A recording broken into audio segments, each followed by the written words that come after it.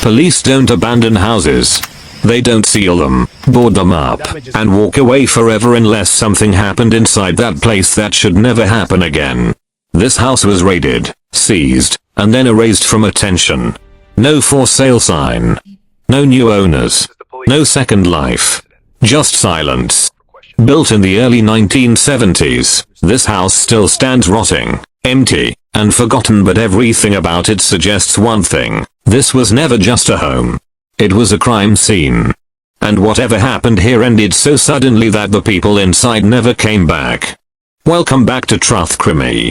Tonight's story is not about a single criminal, and it's not about one moment in time. It's about a location that quietly hosted illegal operations, was violently interrupted by law enforcement, and then left behind untouched, unexplained, and unreclaimed. A house that looks ordinary from the outside, but carries a past dark enough to stop anyone from ever living in it again. From available records, the house was constructed around 1973, during a time when large suburban homes could easily disappear into quiet neighborhoods without raising suspicion. It wasn't flashy. It wasn't famous. And that was intentional. The house sat far enough from public attention to avoid curiosity, yet close enough to function without difficulty. During the day, the property appeared lifeless. Curtains stayed closed. Doors never opened. Nothing about the house suggested activity. But at night, things changed. Vehicles came and went quietly. Lights flickered on and off in parts of the house that shouldn't have been in use. Visitors arrived and left without staying long. To outsiders, it was easy to ignore.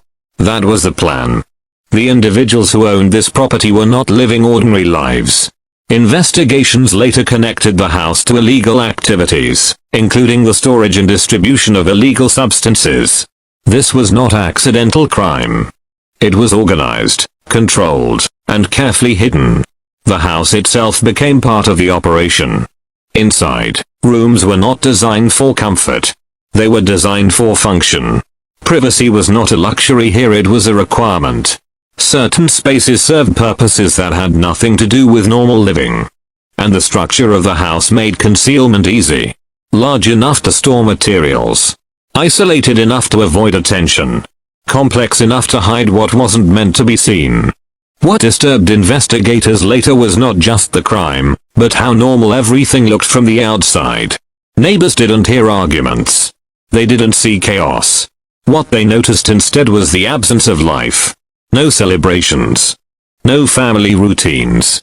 No signs of people truly living there. Just a house that existed, but never felt alive. Eventually, that silence drew attention. Whether it was an informant, ongoing surveillance, or a mistake made by those inside, authorities began watching the property. Patterns were observed. Movements were tracked. Connections were made. What once appeared to be an empty house was now seen for what it truly was: a controlled environment for illegal activity. When police finally moved in, it wasn't subtle. This was a raid. Officers entered the house and searched it thoroughly, moving from room to room, floor to floor. Hidden areas were uncovered. Evidence was seized. And the operation collapsed instantly. Those responsible were arrested, and the property was taken over by authorities. But unlike most seized properties, this house never returned to normal life. After the raid, no one came back. The house was boarded up and abandoned. Furniture remained where it was. Personal items were left behind. Rooms were frozen exactly as they were when everything ended. There were no renovations. No new owners. No attempt to erase what had happened. It was as if the house itself had been sentenced. Abandoned houses are common. But abandoned crime scenes are different. They carry weight. They preserve moments people wish could disappear. And this house became a permanent reminder of what happens when criminal activity hides behind ordinary walls. Because evil doesn't always announce itself. Sometimes, it whispers quietly behind closed doors until the door is finally forced open. And this house whispered for years, before it was silenced. Walking into a place like this never feels normal.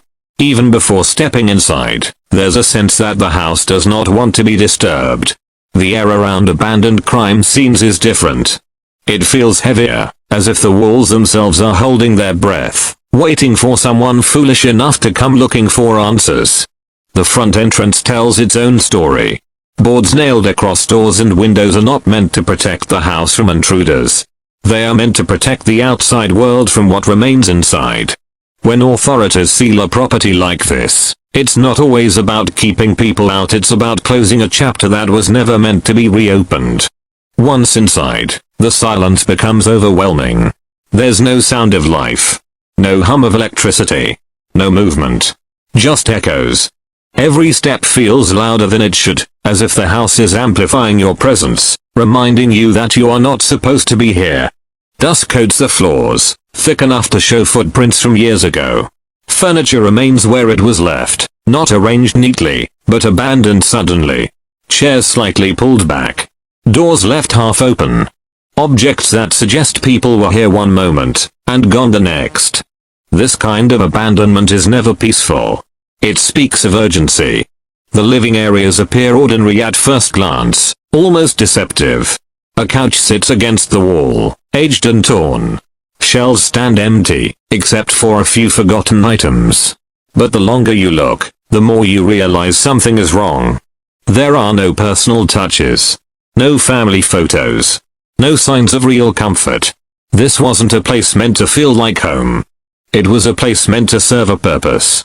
Moving deeper into the house, the atmosphere changes. Rooms become more isolated. Windows grow smaller. Light struggles to enter. These areas weren't designed for relaxation, they were designed for privacy. For secrecy. For work that needed to stay hidden. Investigators later noted how unusual the layout was. Certain rooms had no obvious reason to exist. Others felt intentionally separated from the rest of the house. Walls appeared thicker than necessary. Doors led to spaces that felt unfinished, yet deliberately constructed. Every detail suggested planning. Then there were the storage areas. Basements in ordinary homes are used for old furniture, boxes, or forgotten memories. But this basement was different. It was clean in places where decay should have taken over. Certain sections showed signs of repeated use. Scuff marks on the floor. Scratches on walls. Evidence that heavy items had been moved regularly. This wasn't neglect. This was activity. Hidden compartments were later discovered behind panels and false walls. Not obvious enough to be noticed by visitors, but obvious enough to be accessed by those who knew exactly where to look. These were not mistakes made by amateur criminals. They were features added by people who understood concealment. The deeper you go, the more unsettling the house becomes. Some rooms have no windows at all. Others are sound dampened, either intentionally or by design. It raises questions no one wants to answer. Why would a residential house need spaces where sound doesn't travel easily? Why would anyone want activity inside to go unnoticed?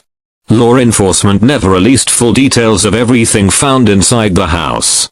Some information remained sealed. Other details were quietly forgotten. But what is known is enough to understand why the property was never returned to circulation. The house had crossed a line. In most cases, seized properties are cleaned, renovated, and sold. Life moves on. But this place was different. It wasn't just contaminated by crime, it was shaped by it. Altered by it. Defined by it. Every room told part of the story. Not through words, but through absence. Through what was missing. Through what had been deliberately hidden. One of the most disturbing aspects is how quickly everything ended. There are no signs of long-term abandonment before the raid. No gradual decay. No slow departure. The house went from active to empty almost instantly. That kind of silence doesn't happen naturally. It happens when people leave knowing they can never return. As years passed, nature began reclaiming the space. Moisture crept into walls. Ceilings sagged. Paint peeled. But even as the house decayed, its structure remained stubbornly intact, like it was refusing to collapse, refusing to forget. Some places don't fade quietly. They wait. Locals avoided the property. Not because of rumors, but because of instinct. Houses like this develop reputations without anyone needing to explain why. People sense when a place holds something dark. They feel it in the air, in the stillness, in the way everything seems frozen. The house became a landmark for all the wrong reasons. A reminder that crime doesn't always happen in alleyways or abandoned warehouses. Sometimes, it hides in places designed to look safe, familiar, normal. What makes this house especially unsettling is not just what happened there but how close it came to continuing unnoticed. If something had gone slightly differently, the operation might have gone on 4 years longer. The house would still be standing quietly, hiding its secrets behind closed doors. Instead, it was stopped. And then forgotten. But places like this don't truly disappear. Even abandoned, even decaying, they remain evidence. Evidence that crime leaves scars not just on people but on locations. On walls. On spaces that were never meant to carry that kind of history. And as we move deeper into this story, what becomes clear is this: the house was not just a backdrop for crime. It was part of it. And the deeper investigators looked, the more they realized that some parts of the house were designed for purposes that went far beyond storage or concealment. Because beneath this structure, there was more. And what lay below raised questions that were never fully answered. Beneath the house, the story takes a darker turn. Most people think of a house as having limits, walls, floors, ceilings, clear boundaries. But investigators quickly realized that this property did not follow those rules. There were areas that didn't match the original design. Measurements that didn't line up. Spaces that existed where nothing should have been. And that's when attention turned downward. The lower levels of the house revealed something unsettling. Not just a basement, but sections beneath it that felt deliberately concealed. Access points were not obvious. You wouldn't stumble into them by accident. You had to know they were there. This wasn't poor construction. It was intentional. Hidden doors blended into walls. Panels sat flush enough to escape casual notice. Some entrances were blocked behind shelving or heavy fixtures, suggesting they were meant to be used only when necessary. These spaces were never meant for guests. They were never meant to be seen. And once inside, the atmosphere changed completely. The air was colder. Stagnant. Sound behaved differently. Voices didn't travel the way they should. Every noise felt swallowed by the space, as if the walls were designed to absorb it. That alone raised serious concerns for investigators. Why would a private residence need areas where sound could be controlled? The underground rooms were not large, but they were functional. Reinforced. Some sections showed signs of lighting installations that had been removed quickly. Wiring cut instead of carefully dismantled. Evidence of haste. Evidence of fear. Scuff marks on concrete floors suggested repeated movement. Heavy items dragged back and forth. Foot traffic concentrated in areas that served no residential purpose. This was not storage for old belongings. This was use. And then there was the isolation. Once inside these underground spaces, you were completely cut off from the rest of the house. No natural light. No clear indication of time passing. It was easy to imagine how disorienting it would be to stay there for long periods. That realization disturbed even seasoned investigators. Because spaces like this are not built casually. They are built with intent. With foresight. With an understanding of what they will be used for. Law enforcement never publicly detailed every discovery. Some information remained sealed. Other details were deliberately vague. But one thing was clear, these underground areas played a significant role in why the house was shut down permanently. This wasn't just about illegal substances anymore. It was about control. Control over visibility. Control over sound. Control over who knew what was happening, and who didn't. As investigators mapped the property, they noticed how these hidden spaces connected to the rest of the house. Certain rooms above aligned perfectly with areas below. Load-bearing walls had been reinforced in specific places, suggesting planning from the very beginning. This house wasn't modified later. It was designed this way. The detail changes everything. It means the criminal activity wasn't an afterthought. It wasn't something that slowly took over the home. It was part of the blueprint. Part of the original purpose. And that raises an unsettling question. If the house was designed to hide illegal operations from the start, What was it originally meant to hide? No evidence publicly confirms the full extent of activities that took place underground. But the absence of answers speaks louder than any confirmed detail. Authorities don't walk away from properties like this unless the complications run deep. The house became a legal problem, a safety concern, a liability, and perhaps something else. Over time, rumors began to grow. Locals spoke in fragments. Stories changed depending on who was telling them. Some claimed the underground rooms were used only for storage. Others believed they were something far worse. But what everyone agreed on was this: the house felt wrong. Even years after it was abandoned, people avoided it. Not because of trespassing laws, but because of instinct. Because places like this leave impressions. They change how the air feels, how silence sounds. Urban explorers who attempted to enter the property often left quickly. Some described feeling watched. Others spoke of intense unease, even when nothing physically happened. Whether psychological or environmental, the effect was consistent. The house did not welcome visitors. As time passed, the structure continued to decay, but the underground areas remained disturbingly intact. Moisture damage was minimal compared to the upper floors. Reinforcement held. Walls remained solid. Almost as if those spaces were built to last longer than the house itself. The detail alone suggests priority. What mattered most was not comfort above ground but concealment below it. Investigators eventually stopped returning to the property. Files were closed. Evidence was archived. The house slipped into obscurity. But unlike most abandoned places, it was never repurposed. Never sold. Never redeveloped. It simply existed. A sealed reminder of something that went too far. What makes this case especially disturbing is how little official information remains accessible. Over time, details faded.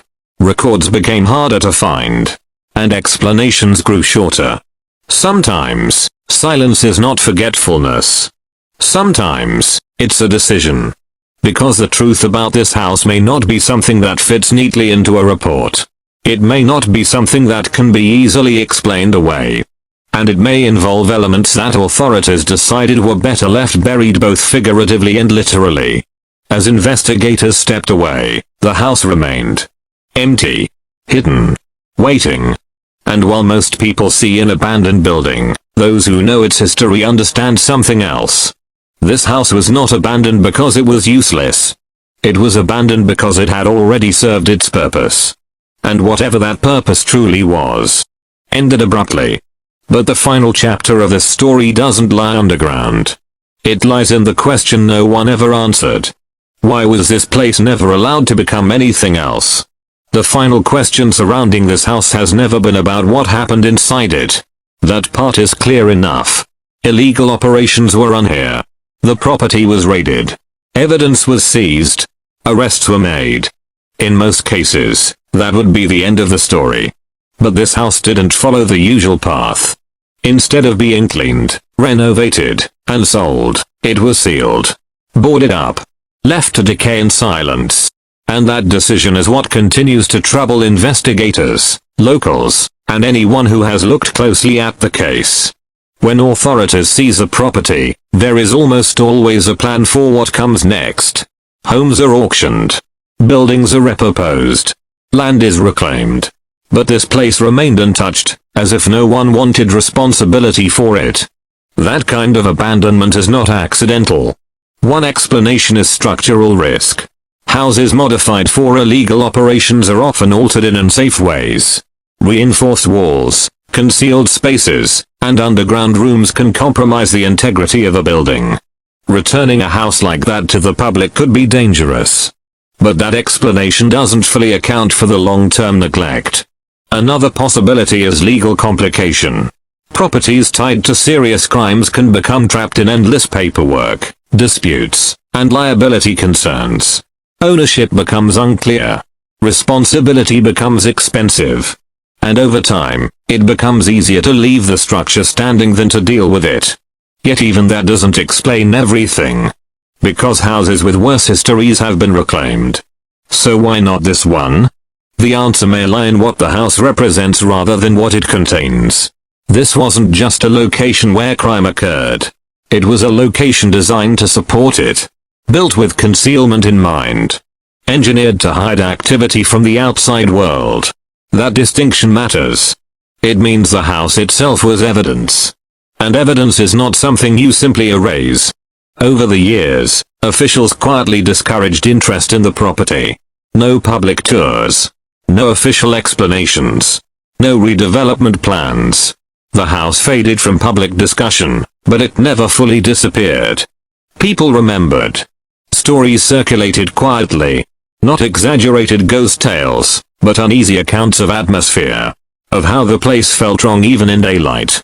Of how the silence inside the house seemed deeper than natural silence. The house became a symbol. A symbol of how easily illegal activity can hide behind normal walls. How crime doesn't always look violent or chaotic. Sometimes it looks calm. Organized. Almost invisible.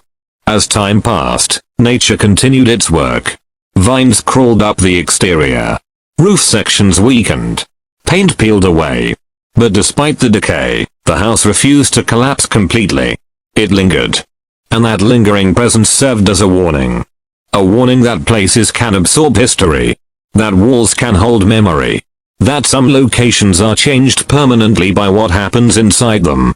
Urban explorers who managed to enter in later years often describe the same feeling. Not fear exactly, but discomfort. A sense that the house was unfinished. Not in its construction, but in its story. Because closure never came. The people involved served their consequences. The case files were closed. But the house was never allowed to become neutral again. It was left as a scar on the landscape. And scars are not meant to be beautiful. They are meant to remind. This is why the house still matters. Not because it is abandoned. Not because it is mysterious.